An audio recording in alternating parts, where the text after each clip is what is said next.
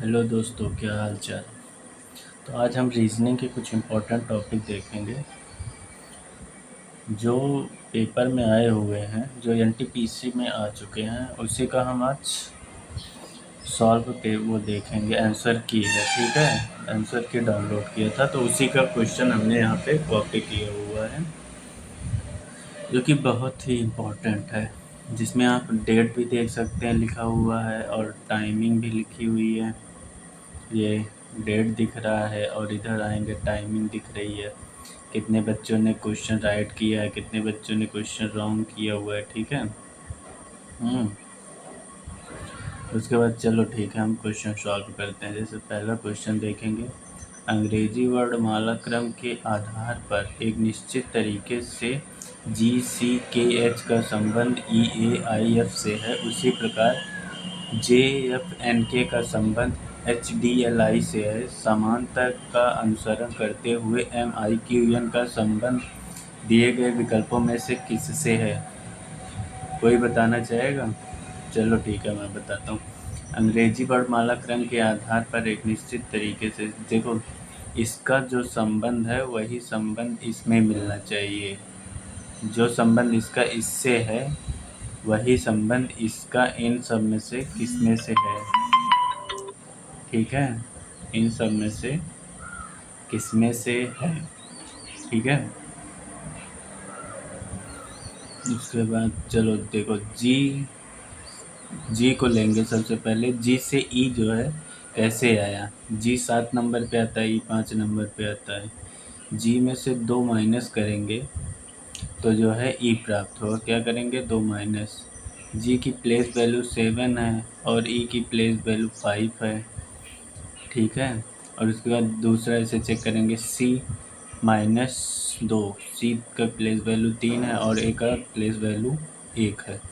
3 में से 2 जाएगा, 1 आ जाएगा। ठीक है।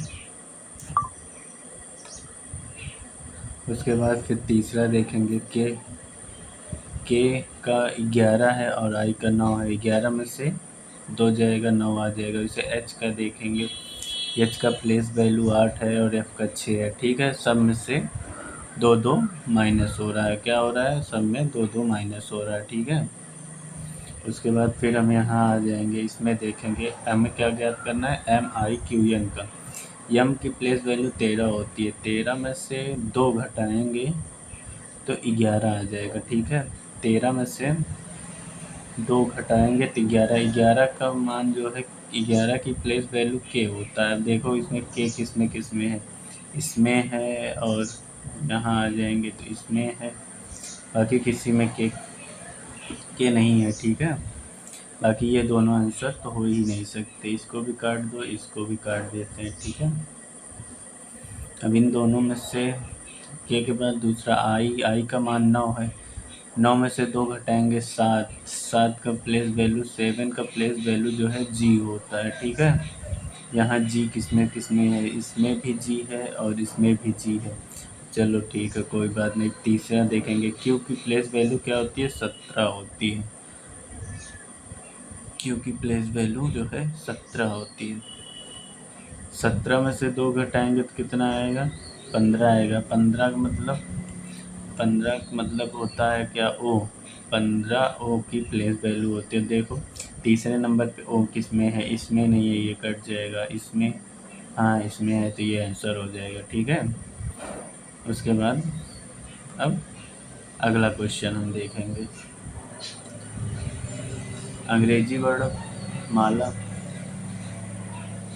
अंग्रेजी वर्णमाला क्रम के आधार पर एम जे जी टी एक निश्चित तर्क के अनुसार क्यू एन के एक्स से संबंधित है। सी जेड डब्ल्यू जे उसी तर्क के अनुसार जी डी ए एन से संबंधित है। समान तर्क का अनुसरण करते हुए ओलिव दिए गए विकल्पों में से किससे संबंधित है? इसमें देखो, यम जे जी टी क्यू एन के एक्स। ठीक है। यम का मान 13 है, क्यू का मान जो है 17 है। मतलब 13 से कितना बढ़ा? 14, 15, 16, 17। सब में 4 ऐड हो रहे हैं। दूसरा चेक करें, जे का मान जो है 10 होता है और के का मान 14 होता है। इसमें भी 4 ऐड हो रहा है। तीसरा अगर देखेंगे, जी जी से के पे गया, जी का मान 7 होता है, के का मान 11 हो रहा है, इसमें भी 4 ऐड हो रहा है। लास्ट का देखेंगे, टी टी का मान 20 होता है, एक्स का मान 24 होता है, मतलब समझे सब में जो है प्लस 4 4 हो रहा है। अगर सब में प्लस 4 4 हो रहा है तो हम जो है इसमें ओलिव OLIV में भी +4, हर एक वर्ड में +4 कर देंगे और हमारा उत्तर आ जाएगा। ठीक है, ओलिव सबसे पहले OLIV लिख लो। ठीक है, इसमें जो है सबकी प्लेस वैल्यू भी लिख लो। ओ का 15, एल का 12, आई का 9, टी का 20, यू का 21 और वी का 22। ठीक है, और सब में 4 4 जोड़ते जाओ, सब में +4 +4 +4 +4। ठीक है, जो आंसर आए 15 4 19, 19 का मान एस होता है। ठीक है, 12 4 18, 12 4 16, 16 का मान पी होता है। ठीक है, 9, 9 में 4 जोड़ोगे 13, 13 पे कौन आता है, एम आता है। ठीक है, एम। बी का 22, 22 में 4 जोड़ोगे 26, 26 पे जेड आता है। हमारा आंसर SPMZ, SPMZ है कि नहीं, SPMZ, ये चौथा आंसर यही सही हो जाएगा। ठीक है, ये वाला आंसर। ठीक, अब और आगे बढ़े, 237 क्वेश्चन देखते हैं हम लोग। ठीक है, एक निश्चित कोड भाषा में, इसको मिटा दें जो टिक लगा हुआ है, एक निश्चित कोड भाषा में कैन यू नॉक को MONVSB के रूप में कोडबद्ध किया जाता है और नॉक द डोर को KXRGNV के रूप में कोडबद्ध किया जाता है। दी गई भाषा में नॉक को किस प्रकार कोडबद्ध किया जाएगा। ठीक है, कैन यू नॉक, इसमें पूछा किसका है, नॉक, नॉक का पूछा है। नॉक कहाँ कहाँ, एक यहाँ नॉक है, दूसरा किसी में, इसमें भी नॉक है। मतलब अब इसमें देखेंगे, ये इसका आंसर इसमें से है, सीधा सीधा कैन का मान यमो नहीं है, कैन का मान इसमें में तीनों में से कोई एक हो सकता है, यू का मान इसमें तीनों में से कोई एक हो सकता है। ठीक है, वैसे इसमें तो हम इसमें और इसमें देख लेंगे, जो देखो इसमें एक नॉक मिल गया, इसमें नॉक मिल गया, दोनों, फिर आंसर में भी इसमें और इसमें एक समान होना चाहिए। ठीक है, MONVSB, NV मिल गया ना, इसका मतलब नॉक का मान NV है। ठीक है, नॉक का आंसर NV, ये हम लगा सकते हैं। ठीक है, क्योंकि जो इसमें भी कॉमन यही है और इसमें भी नॉक है, तो इसका मतलब दोनों में एक चीज़ कॉमन मिलना चाहिए, इसमें भी NV मिल गया और इसमें भी NV मिल गया, इसलिए हमारा आंसर NV हो जाएगा। ठीक है, फिर हम और आगे बढ़ेंगे, 238 क्वेश्चन देखते हैं। ठीक है, इसमें अंग्रेजी वर्णमाला क्रम पर आधारित दी गई श्रृंखला में प्रश्न चिन्ह के स्थान पर क्या आना चाहिए। SUXQSVOQTMOR,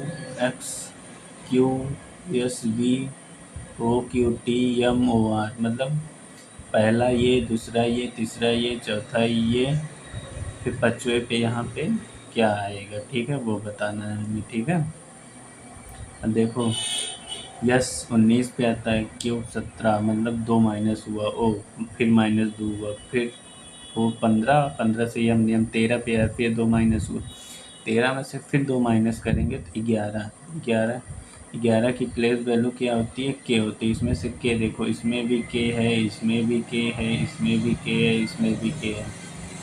ठीक है, इसका मतलब ये हुआ, क्या हो गया यार, हाँ, इसका मतलब के से जो है हमारी बात बनी नहीं। ठीक है, अब उसके बाद हम अगला वाला देखेंगे। ठीक है,